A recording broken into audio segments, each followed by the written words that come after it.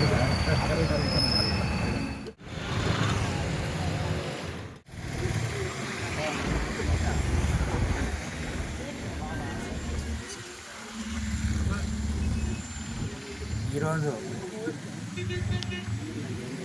UTF రాష్ట్ర శాఖ పిలుపు మేరకు 175 నియోజకవర్గ కేంద్రాల్లో ఆంధ్రప్రదేశ్ ఐక్యోపాధ్యాయ ఫెడరేషన్ యూటీఎఫ్ భారీ ఎత్తున ఈ ధర్నా కార్యక్రమాన్ని నిర్వహించడం జరుగుతుంది. ఒక్కరోజు నిరాహార దీక్షను పిలుపు ఇవ్వడం జరిగింది. ఆ పిలుపులో భాగంగా ఈరోజు మన పలంనేరు నియోజకవర్గంలో యూటీఎఫ్ ఐక్యోపాధ్యాయ ఫెడరేషన్ 5 మండలాల ఉపాధ్యాయ కార్యకర్తలతో ఈరోజు ఈ నిరాహార దీక్షను చేపట్టడం జరిగింది. ఏవైతే రాష్ట్ర శాఖ ఇదివరకు రణబేరి 1.0, 2.0, 3.0గా పేరుతో దశల వారీ పోరాటాలు ఆర్థిక బకాయిల సాధన కోసం కావచ్చు, ప్రభుత్వ బడులను కాపాడుకోవడం కావచ్చు, దీర్ఘకాలంగా పెండింగ్లో ఉన్నటువంటి సమస్యలను, అపరిష్కృతంగా ఉన్న సమస్యలను పరిష్కరించమని యూటీఎఫ్ దశల వారీ పోరాటాన్ని పిలిపించింది. అందులో భాగంగా 1.0లో ఏవైతే ఈ సిపిఎస్ రద్దు వంటి అంశాల మీద పోరాటం చేశాం. 2.0లో ప్రభుత్వ బడులను కాపాడుకోవాలి, ప్రభుత్వ బడుల ఎన్రోల్మెంట్ పెంచాలి, ఆంధ్రప్రదేశ్ రాష్ట్రంలో ఆ యొక్క ప్రభుత్వ పాఠశాల చదివే విద్యార్థుల సంఖ్యను పెంచి రాష్ట్ర అభివృద్ధికి పాటుపడాలని 2.0. అదేవిధంగా ఏ విధంగా అయితే బాధ్యతలు ఉందో హక్కుల కోసం కూడా ఈరోజు యూటీఎఫ్ 3.0 పేరుతో ఈరోజు ఈ యొక్క నిరాహార దీక్షను ప్లాన్ చేయడం జరిగింది. అందులో భాగంగా ప్రధానమైనటువంటి డిమాండ్ ఏమిటంటే పిఆర్సీ. సో ఈ పే రివిజన్ కమిషన్ ఏదైతే ఉందో ఇది ఎప్పుడు కూడా ఆలస్యంగానే మన రాష్ట్ర ప్రభుత్వం నడుస్తూ ఉంది.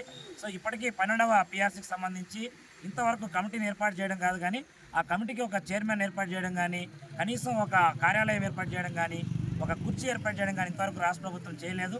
కాబట్టి దయచేసి ఈ పిఆర్సీ కమిటీని కాన్స్టిట్యూట్ చేయాలని, రాజ్యాంగబద్ధమైనటువంటి కమిటీని ఏర్పాటు చేసి ఈ పిఆర్సీని సత్వరంగా ఈ ఉద్యోగ ఉపాధ్యాయులందరూ కూడా అమలు చేయాలని చెప్పి యూటీఎఫ్ ఈరోజు ఈ పోరాటానికి పిలిపించింది. అదేవిధంగా ఏదైతే ఈ డిఏలు, ముఖ్యంగా డిఏలు, కరువు భత్యాలు ఇప్పటికే చాలా వరకు రాష్ట్ర ప్రభుత్వం గత ప్రభుత్వం నుండి ఈ ప్రభుత్వాలు తీసుకుంటే పదుల సంఖ్యలో ఎక్కడికక్కడ డిఏ బకాయిలన్నీ పేరకపోయినాయి. ఈరోజు నిత్యావసర అవసరాలు, ఈరోజు ఉద్యోగులు, ఉపాధ్యాయులు వీళ్ళకి అవసరాలు, నిత్యావసరాలు ఈరోజు వేగంగా పెరిగిపోయిన నేపథ్యంలో పాత వేతనాలు, అదేవిధంగా కొంతమందికి అయితే ఇంకా 4th కేటగిరీ ఉపాధ్యాయులు, 3rd కేటగిరీ పనిచేస్తున్న ఉద్యోగులకు అయితే ఈరోజు చాలని వేతనాలు. సో చాలా వరకు ఈరోజు ఈ డిఏలు కానీ, ఈ ఐఆర్లు కానీ ఇకపోవడం వల్ల ఉద్యోగులు ఈరోజు తీవ్ర ఇబ్బందులకు గురైనాం. ఏదైతే ఈ కూటమి ప్రభుత్వం మాటిచ్చిందో మేము అధికారంలోకి వచ్చిన వెంటనే ఏవైతే ఈ యొక్క ఉద్యోగ ఉపాధ్యాయుల కోరికలు ఏవైతే ఉన్నాయో, డిమాండ్స్ ఏదైతే ఉన్నాయో వాటిని నెరవేరుస్తామని మేనిఫెస్టోలో పెట్టడం జరిగింది. ఆ మేనిఫెస్టోలో పెట్టినటువంటి ఒక్క అంశం కూడా, కూటమి ప్రభుత్వం మేనిఫెస్టోలో పెట్టిన ఒక్క అంశాన్ని కూడా ఈ ఉద్యోగ ఉపాధ్యాయులకు నెరవేర్చిన పాపాన పోలేదు. అందువల్ల మేము ప్రభుత్వాన్ని డిమాండ్ చేస్తున్నాము. ఏమిటంటే ఉపాధ్యాయులు ఉద్యోగులకు రావాల్సినటువంటి డిఏ బకాయిలు ఏవైతే ఉన్నాయో సో వాటిని ఖచ్చితంగా క్లియర్ చేయాలని, కనీసం ఈ యొక్క మధ్యంతర బుద్ధి ఏదైతే ఉందో ఇంటీరియర్ రిలీఫ్ ఐఆర్ని కనీసం 29% ఈ పిఆర్సీ కమిటీ కాన్స్టిట్యూట్ చేసే వరకు ప్రకటించాలని చెప్పి యూటీఎఫ్ ఈరోజు 175 నియోజకవర్గాల్లో కూడా ఈ నిరాహార దీక్షలో కూడా పాల్గొంటూ ఈ డిమాండ్స్ను ముందు ఉంచుతూ ఉంది. అదేవిధంగా సిపిఎస్ సంబంధించిన ప్రధానంగా మెమో నెంబర్ 57 ఏదైతే 2003 డిఎస్సికి సంబంధించి మెమో నెంబర్ 57ను కేంద్ర ప్రభుత్వం ఇంప్లిమెంట్ చేసింది. కానీ మన రాష్ట్ర ప్రభుత్వం ఇంకా లెక్కలు తీసుకుంటా, ఇంకా దాన్ని సబ్జెక్ట్ చేయకుండా సో మీనమేషాలు లెక్క పెడుతూ వస్తుంది ఈరోజు. కాబట్టి ఖచ్చితంగా 2003 డిఎస్సి, అదేవిధంగా 2003లో రిక్రూట్ అయినటువంటి ప్రభుత్వ ఉద్యోగాలందరినీ కూడా మెమో నెంబర్ 57 ప్రకారం రెగ్యులరైజ్ చేయాలని, సో యుద్ధ ప్రాతిపదికన దీన్ని చేయాలని పెద్ద ఎత్తున ఈరోజు యూటీఎఫ్ సైడ్ డిమాండ్ చేస్తున్నాం. సో ఏదైతే రాష్ట్ర కార్యాలయం చిత్తూరు నుండి ఇచ్చినటువంటి పిలుపు మేరకు ఈరోజు ఇక్కడ ఈ 5 మండలాల కార్యకర్తలు, పలంనేరు మండలం, గంగవరం, పెద్దపంజాని, బీకోట, బైరెడ్డిపల్లి 5 మండలాల యూటీఎఫ్ సైన్యం ఈరోజు కదిలి వస్తూ ఉంది. సో నిరాహార దీక్షలో పాల్గొంటూ ఉంది. సో దీనికి పెద్ద ఎత్తున ప్రజా సంఘాలు అయితేనేమి, సో మిగతా ఉద్యోగ సంఘాలు అయితేనేమి పెద్ద ఎత్తున మాకు మద్దతును తెలియజేస్తూ ఉంది. సో భవిష్యత్తులో ఈ ఉద్యమాలను ఇంకా తీవ్రతరం యూటీఎఫ్ చేస్తుందని, సో ఈ దశలవారీ పోరాటాలు 3.0తో యూటీఎఫ్ ఆగేది లేదు. సిపిఎస్ రద్దయ్యే వరకు, పిఆర్సీ ప్రకటించే వరకు ఈ అలుపెరగని పోరాటాన్ని జిల్లా స్థాయిలో, రాష్ట్ర స్థాయిలో అవసరమైతే సచివాలయం ముట్టడికి కూడా యూటీఎఫ్ పిలిపిస్తుందని ఈ సందర్భంగా తెలియజేస్తూ ఉద్యోగ ఉపాధ్యాయుల కార్మికులకు ఐక్యత వర్ధిల్లాలని చెప్పి తెలియజేసుకుంటాను. ధన్యవాదాలు. ఇప్పుడు 5 మండలాల నుండి ఇక్కడికి వచ్చి పోరాడుతూ ఉండేది ఎంతో కాలంగా ఎదురు చూసి దాదాపు 2 దశాబ్దాలుగా సిపిఎస్ కోసం పోరాడి డిఏలు బకాయిలు, పిఆర్సీ బకాయిలు, కమిషన్ నియమించకపోవడం ఇట్లాంటి సమస్యల గురించి ఎంత చెప్పినా కూడా ఈ మొండి ప్రభుత్వం వినడం లేదు. అందుకనే ఈరోజు మేము రోడ్డు ఎక్కాల్సిన పరిస్థితి వచ్చింది, నిరాహార దీక్షలు చేయాల్సి వస్తుంది.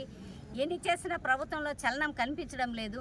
ప్రభుత్వంలో చలనం అనేది రాకపోతే మేము ఉద్యమాన్ని మరింత తీవ్రతరం చేస్తామని ఈ విధంగా చేస్తున్నాము. ఇప్పటికైనా ప్రభుత్వము కళ్ళు తెరిచి మా యొక్క న్యాయమైన డిమాండ్లని నెరవేర్చాలని కోరుకుంటున్నాము. ఇంతకుముందు ప్రభుత్వం అయితే పిఆర్సీ ఇస్తాం, మీరు కోరిన పిఆర్సీ ఇస్తాం, ఐఆర్ ఇస్తాం, వారం రోజుల్లో సిపిఎస్ రద్దు చేస్తామన్నారు. కానీ ఏం జరిగిందో ఇప్పుడు అందరికీ తెలుసు. ఇప్పుడు ఈ ప్రభుత్వం కూడా ఇలాగే చేస్తే ఉద్యమం మరింత తీవ్రతరం అవుతుంది. కాబట్టి ఉపాధ్యాయ ఉద్యోగ కార్మికుల ఐక్యత వర్ధిల్లే విధంగా అందరూ ప్రశాంతంగా ఉండి వాళ్ళు ప్రభుత్వ బడుల్ని కాపాడే విధంగా మేమందరం చేయాలనుకున్నాం. మా యొక్క ఆశయ సాధనకు మా యొక్క డిమాండ్లు తీర్చాలని చెప్పి మేము ఈ ధర్నాల ద్వారా విన్నవిస్తున్నాం. నూతన ప్రభుత్వం అని పేరు చెప్పుకునే ప్రభుత్వము అధికారంలోకి వచ్చి 21 మాసాలు గడిచింది.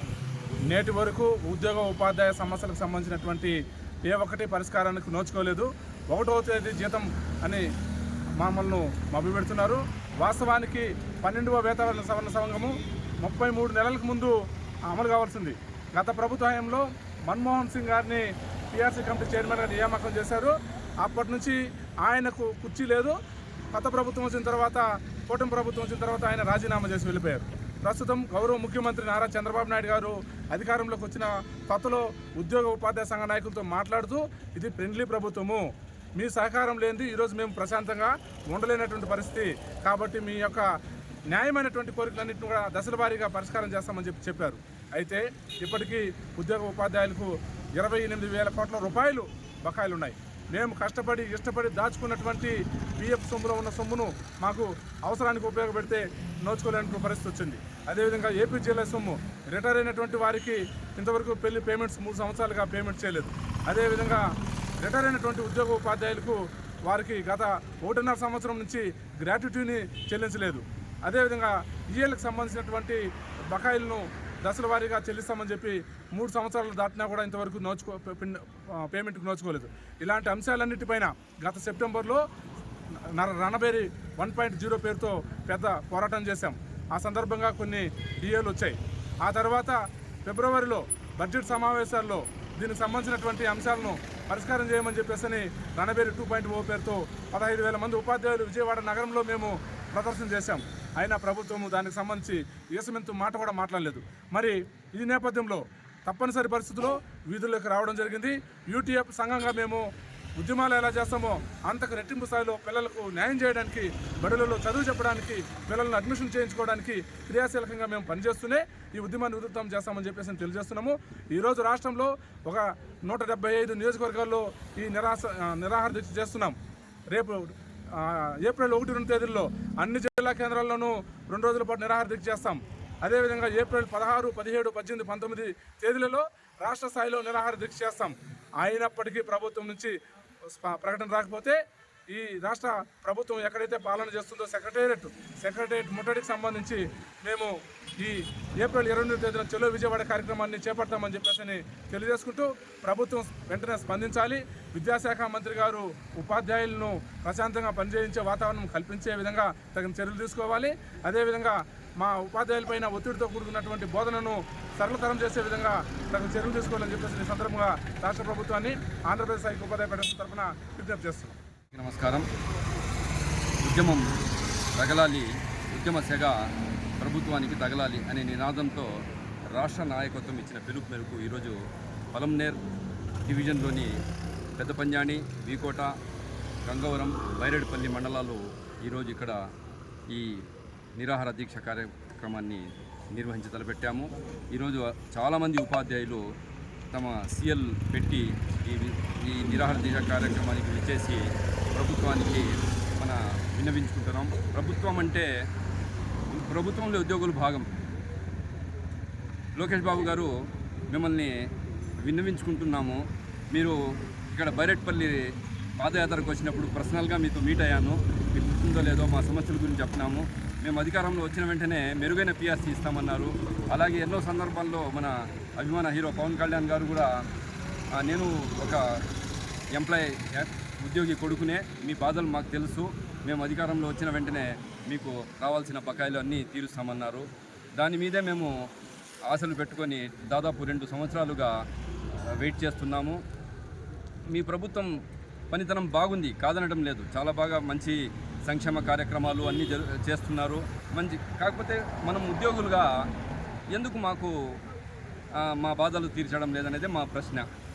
ఎన్నో ఉద్యమాలు చేస్తున్నాం, ఎన్నో విధాలుగా మీ వరకు రావాలి, మా బాధలు మీకు చెప్పుకోవాలనే ఉద్యమంతో రణబేరి 1, 2 ఇప్పుడు 3 ఇది ఇలాగే కొనసాగితే అగ్గి రాజేసుకుంటుంది. ఏదో ఒక రోజు మహాధర్నా జరుగుతుంది, అప్పుడు చాలా తీవ్రమైన నష్టం జరుగుతుంది.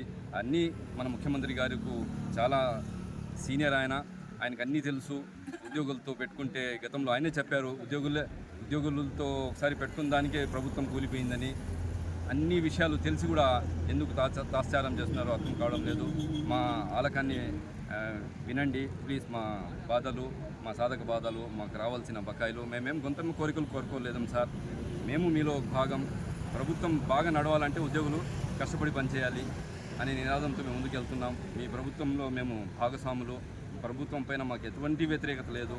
మేము మీతో పాటు ఉంటాము. మేము కోరి తెచ్చుకున్న ప్రభుత్వం ఇది. మాకు దయచేసి అన్యాయం చేయకండి ప్లీజ్. Thank you కొనడాలి.